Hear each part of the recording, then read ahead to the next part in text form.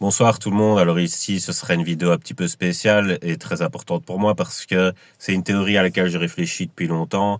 Il y a d'autres anciennes théories qui vont corroborer et que je vais énumérer ici.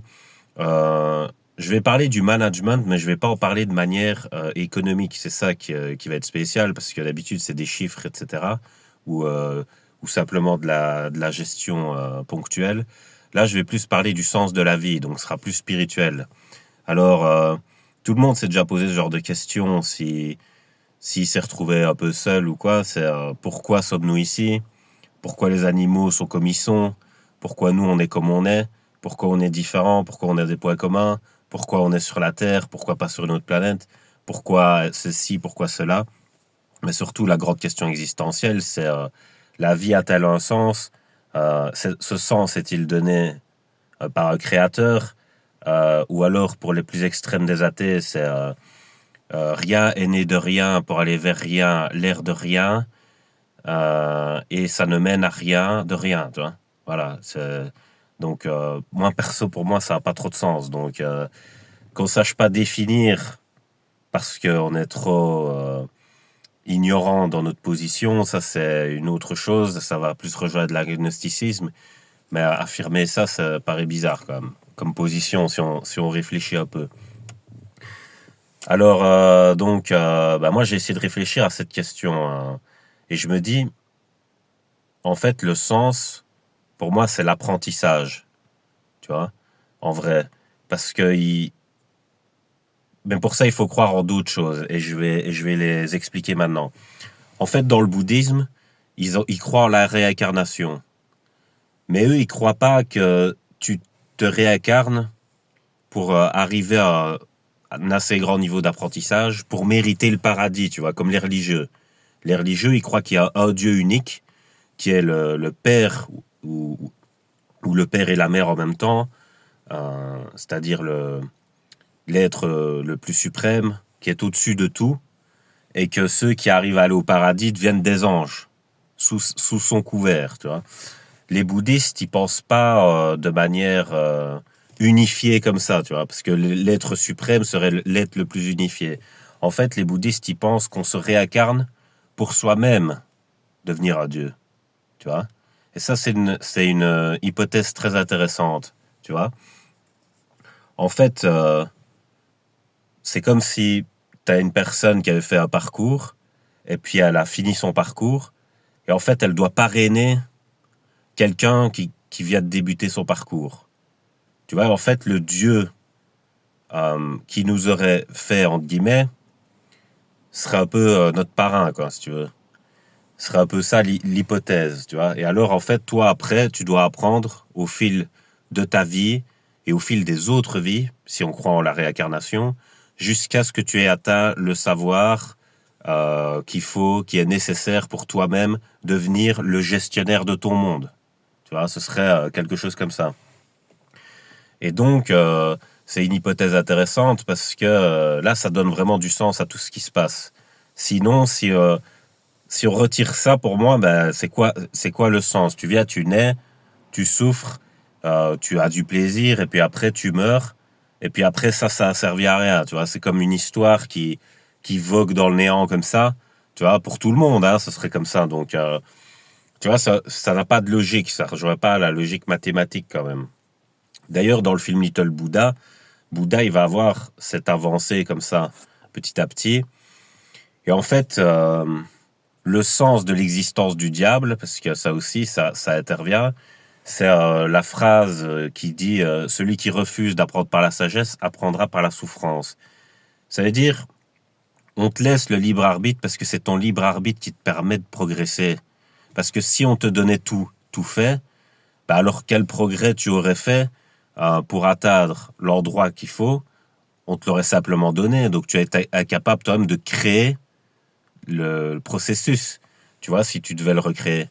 Et c'est ça qui fait que quand on apprend, bah, on doit intérioriser ce qu'on apprend pour devenir ce qu'on apprend, plutôt que quelqu'un nous le serve sur un plateau, parce que ce qu'on nous sert sur un plateau, c'est la personne qui l'a servi qui le sait, mais c'est pas à toi, tu vois. C'est un peu comme une calculatrice. Tu t'apprends tes tables de multiplication. Une fois que tu as intégré tes tables de multiplication, bah, si on te pose une question, tu sais y répondre toi-même. Maintenant, si c'est la calculatrice qui répond à ta place, une fois qu'on te pose une question, à toi de sais répondre, non. Tu vois, donc en fait, le processus d'apprentissage serait biaisé s'il n'y avait pas le libre arbitre, tu vois. C'est pour ça qu'à mon avis, ça a été créé. Donc tu as le droit d'aller dans la bonne direction, mais tu as aussi le droit de te tromper. Mais tu n'as pas le droit absolu de te tromper. Et c'est là où j'y viens. Ça veut dire, si on te laisse le droit absolu de te tromper, ben, ça veut dire que tu peux te perdre entièrement pendant une éternité. Tu vois, si jamais tu fais une erreur et qu'il ne t'est pas signalé que tu fais une erreur, tu peux la faire à l'infini. Donc en fait, le rôle qu'aurait le purgatoire, entre guillemets, ou l'enfer, ce serait de montrer que tu t'es trompé, tu vois. Alors, il y a des gens qui mettent plus de temps que d'autres à comprendre qu'ils se sont trompés. Ils vont se rebrûler plusieurs fois, tu vois. Mais à un moment donné, ils vont comprendre, tu vois, d'office. Si tu te trompes pendant 100 000 ans et que, enfin, tu vois, à un moment donné, ça va faire tilt, c'est sûr et certain, tu vois. Et donc, c'est un peu ça le truc, tu vois, que je pense qui a à voir avec le sens de l'existence. Alors, pourquoi je parle de management? Parce qu'en fait, tu as ce qu'on appelle dans les théories bouddhistes les jeunes âmes et les vieilles âmes, tu vois. Une jeune âme, c'est une âme qui vient d'être créée et c'est sa première incarnation. Donc ses erreurs vont être gigantesques à toutes les étapes de sa vie, entre guillemets, malgré les circonstances. Hein, il faut bien... Parce que c'est toujours une tension entre le choix qu'on a dans une situation et un choix qu'on n'a pas. Mais je pense pas que dans notre parcours du sens, on sera puni pour ce qu'on ne pouvait pas choisir, tu vois. Maintenant, c'est très subtil parce que ça va au-delà d'une seule vie. Tu vois, faut prendre la mort en compte et une vie suivante, par exemple, tu vois. Donc, ça veut dire, ça se voit sous le prisme d'un multivers spatio-temporel, mais pas que individué, tu vois. Donc, c'est vraiment, enfin, tu vois, c'est compliqué comme théorie. Mais je veux dire, les vieilles âmes, c'est des âmes qui sont déjà venues plusieurs fois. Donc, il y a des trucs qu'elles connaissent déjà rapidement, tu vois, par l'intuition, on va dire, l'intuition qui serait reliée à l'âme, un truc comme ça. Et alors, comme elles s'approchent de plus en plus de l'éveil pour les bouddhistes, pour enfin atteindre le nirvana, alors le nirvana, ce n'est pas la même chose que le paradis des religieux, il n'y a pas un Dieu unique monothéiste, le nirvana, c'est l'atteinte de ton propre éveil à son maximum. Hein. Donc voilà, c'est ça que ça dit. C'est pour ça que c'est différent. C'est pour ça que le bouddhisme a été repris beaucoup par la gauche et que, la religion par la droite. Et donc,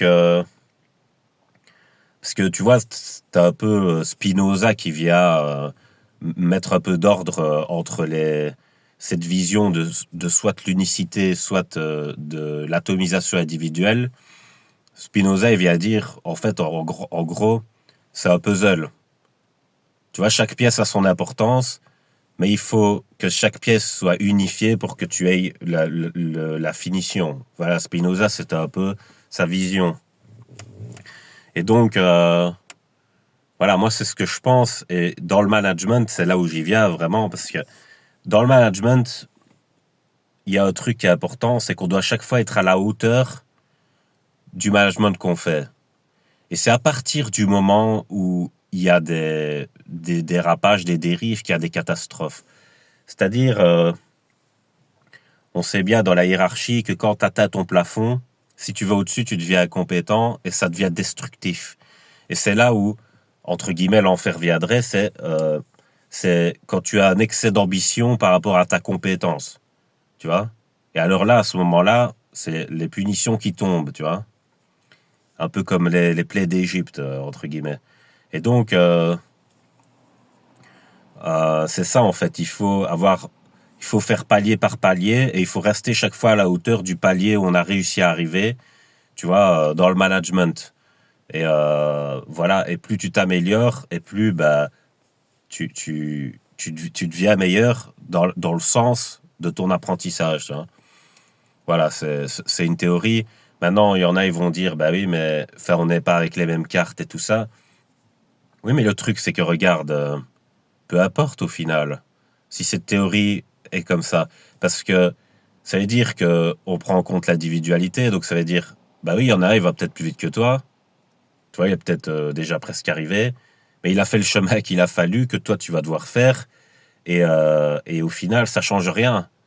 Tu vois, au final, quand tu arrives à destination, bah, tout ce qui a précédé prend sens, et donc et s'équilibre, et donc y a plus toute cette distorsion illogique que tu te dis quand tu vois les disparités, les inégalités, et tout ça, tu vois.